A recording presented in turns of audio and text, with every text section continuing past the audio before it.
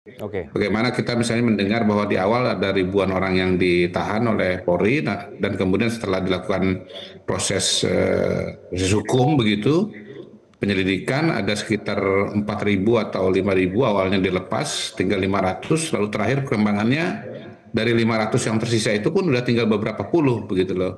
Jadi saya kira itu poin dari Pak Yusril bahwa proses hukum ini kan juga nggak bisa menunggu terlalu lama karena nanti pelakunya hilang, bukti-buktinya sudah Oke, oke. rusak, kemudian ada batas masa penahanan misalnya.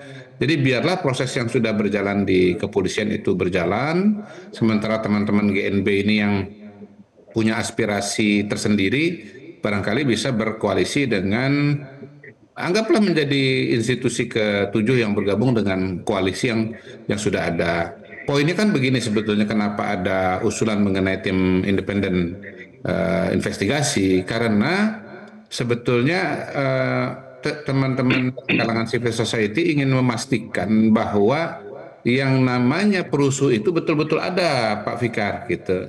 Kan di lapangan ini kan persoalannya kan ada dua jenis pelaku nih. Pertama pengunjuk rasa, aktor demokrasi yang sah, yang dijamin oleh konstitusi, hak dan wewenangnya untuk menyampaikan pendapat. Tapi ada kelompok kedua nih, yang tukang rusuh ini, yang maksud dan tujuannya itu emang udah beda banget dengan yang pertama. Oke. Targetnya adalah melakukan pengerusakan, halte, fasilitas umum, membakar gedung DPRD, menimbulkan korban, bakar kantor polisi. Nah, jadi sebetulnya teman-teman di kalangan civil society ingin memastikan bahwa jangan sampai ya aktivis demokrasi ini kemudian jadi kambing hitam gitu loh.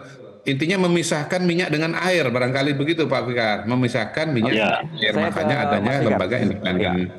Mas Kodari, saya akan ke Mas ya, Fikar. Mas Fikar, dari sudut pandang Ya. hukum pidana, ya. seberapa penting sebenarnya langkah pembentukan tim ini? Meskipun aparat penegak hukum ini sudah memulai proses hukumnya, gitu. Apa risikonya jika hanya mengandalkan mekanisme formal, Mas?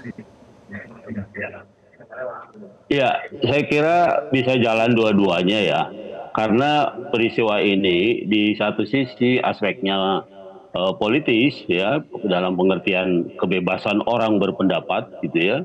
Kemudian itu juga dijamin oleh undang-undang gitu. Di sisi yang lain ada itu tadi yang Pak Kodari katakan tadi ada efek sampingnya ya perusakan ya, tapi juga bisa juga efek samping ini dilihat sebagai satu persoalan sendiri gitu. Nah, karena itu menurut saya juga negara dalam hal ini adalah pemerintah, kepolisian harus hati-hati juga umpamanya ketika dia memanggil dan menangkapi orang-orang yang dianggap sebagai dalam kerusuhan dan sebagainya. Karena agak sulit memisahkan itu.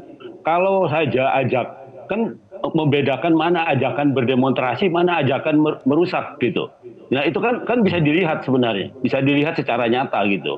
Ya, yang merusak itulah yang menurut saya ajakan merusak secara jelas merusak gitu. Mari kita hancurkan ini apa segala macam gitu ya. Nah, kalau memang ada ajakan seperti itu, nah itu udah jelas-jelas itu tindak pidana gitu. Artinya itu kejahatan gitu. Tetapi kalau mengajak orang untuk berdemonstrasi, mengungkapkan pendapat, mari kita ajukan keberatan-keberatan kepada negara atau kepada pemerintah Ya, atau kepada Mas siapapun Fikar. yang memang punya kewenangan, umpamanya untuk melakukan hal-hal yang perbaikan ke depan untuk entah itu perbaikan demokrasi atau perbaikan apapun namanya gitu. Nah itu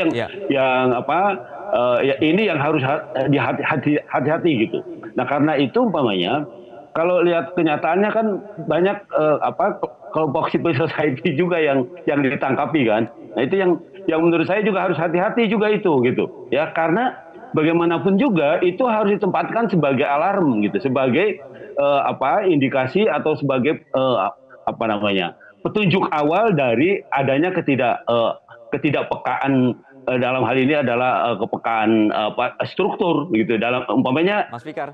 di satu sisi ada pemotongan anggaran, di sisi yang lain umpamanya ada kenaikan tunjangan. Nah itu kan hal-hal yang seperti itu sebenarnya bisa dilihat secara nyata gitu. Nah, tapi kan Oke. Mas artinya ada Fikar, maaf saya potong, Mas. ketidakpekaan gitu. Ya. Sampai kemudian melahirkan demonstrasi yang begitu besar gitu. Nah, itu yang saya kira yang harus ditangkap itu ininya. Jadi Oke, tidak Mas Fikar. melihat seluruh apa yang dilakukan oleh masyarakat itu sebagai bagian dari kerusuhan, tapi juga bagian dari alarm terhadap terjadinya penyimpangan oleh struktur itu sendiri gitu, oleh pejabat publik itu sendiri, terutama begitu Mas. Oke, nah sekarang kan Mas Fikar kondisinya adalah tadi seperti yang Mas Fikar bilang bahwa untuk memilah nih mana sebenarnya yang perusuh beneran, mana yang kemudian sebenarnya dia akhirnya tidak ikut rusuh tapi jadinya ketangkep begitu ya, sehingga ini ada dua usulan bentuk tim supaya sama-sama bisa menguak sebenarnya ada apa gitu atau juga sebenarnya seperti apa kebenarannya.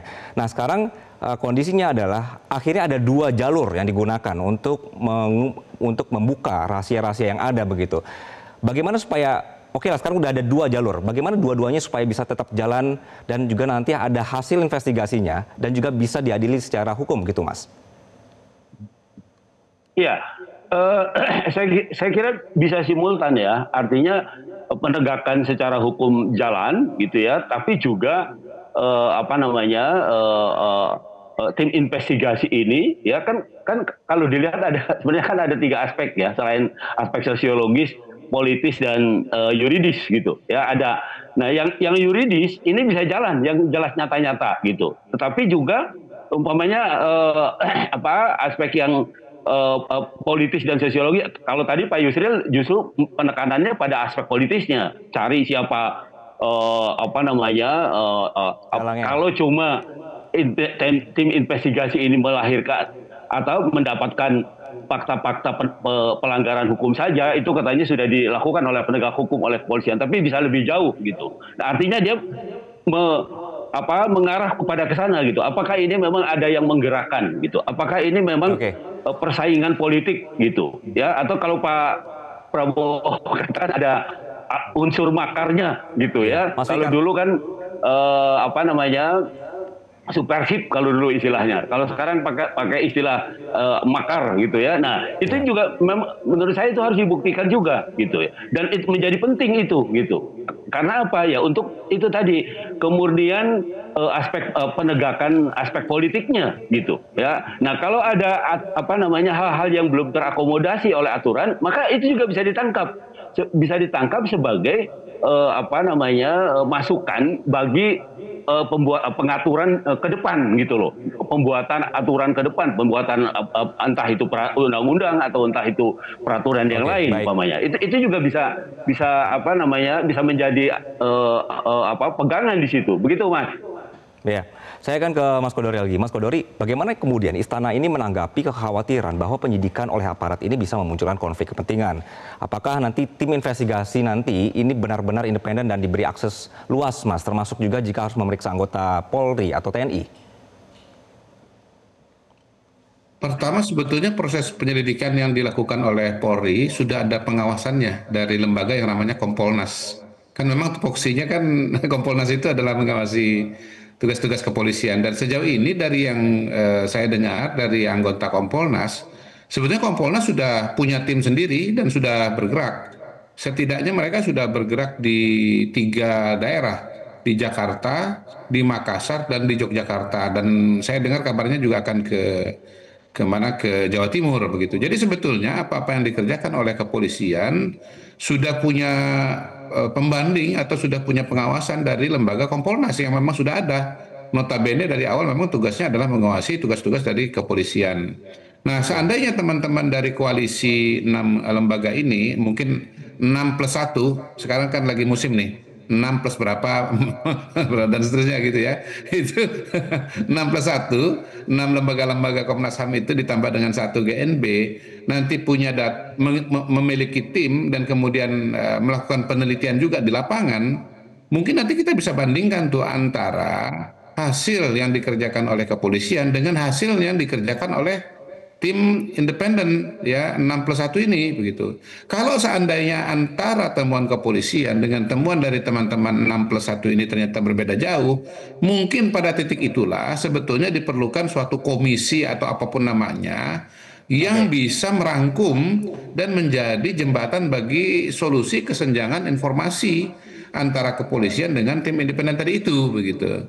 Saya ingat kemarin saya dialog dengan Pak Usman Hamid, beliau mengatakan antara peristiwa pembunuhan Munir dengan terbentuknya komisi itu 3 bulan, tapi tidak masalah.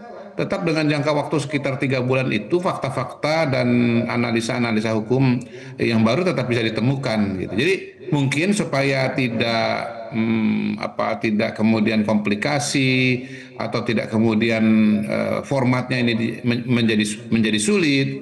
Ya berjalan saja apa yang sudah dikerjakan kepolisian berjalan seperti yang dikatakan oleh Pak Yusril. Toh ini juga sudah berjalan dengan jauh. Toh di sana ada Kompolnas. Kemudian teman-teman independen 6+1 ini nanti juga jalan dengan metode dan caranya begitu ala civil society. Nanti ketika dua lembaga ini atau dua kelompok ini sudah keluar dengan hasil masing-masing, mari kita cermati kalau ada kesenjangan yang luar biasa, ada hal yang tidak bisa dijawab. Pada titik itulah mungkin nanti perlu ada semacam katakanlah komisi. Ini pendapat saya pribadi ya, bukan berarti ini merupakan apa yang sudah terjadi di istana ya. Nanti saya akan konfirmasi juga Jadi dengan Pak dua-duanya Mensi. jalan lah gitu ya Mas Kodori ya. Nanti kemudian bisa sama-sama memberikan hasilnya begitu.